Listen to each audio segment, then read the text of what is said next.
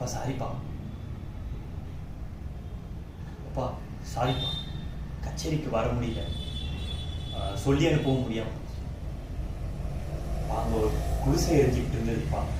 அதனாலதான் நான் சொல்றதை கேட்கறதுக்கு உங்களுக்கு தலைவலி, என்னால சொல்ல முடியலையேன்னு எனக்கு தலை வெடிச்சிரும் போல இருக்கு.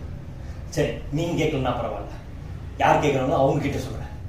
அனி, நம்ம தெருப்புனையில குடிசைன்னு ஒண்ணு இருக்கிறதெல்லாம் நமக்கு தெரியுமா அண்ணி?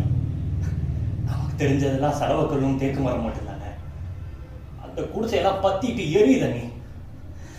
அங்க அந்த ஐயோ அம்மான்னு சொல்ற அந்த அலறலுக்கு நடுவுல எனக்கு அட்டாரங்களும் ஆரவையும் பெருசா தெரியல நீ, எனக்கு ஞாபகம் வரல நீ. சாவுக்கு போராடுற அந்த மக்களோட சத்தத்துக்கு நடுவுல எனக்கு சங்கீதம் பெருசா தெரியல நீ, பெருசா தெரியல.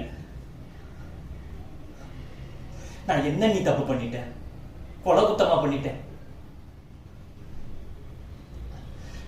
இருந்தா மாத்திரம் நாலு பேரை காப்பாத்துனா அந்த ராமையன் மேல கோச்சுப்பானா? இல்லையே. இல்ல, அங்க ஐயோ ஐயோன்னு கத்துற ஜனங்களை விட்டு வந்து ராமா ராமான்னு பாட்டு பண்ணா மட்டும் அவன் சந்தோஷப்படுவானா? எனக்கு புரியல. நீ தெரிஞ்சா நீங்களே சொல்லுங்க. இல்லையா, அந்த ராமனை கேட்டு சொல்லுங்க.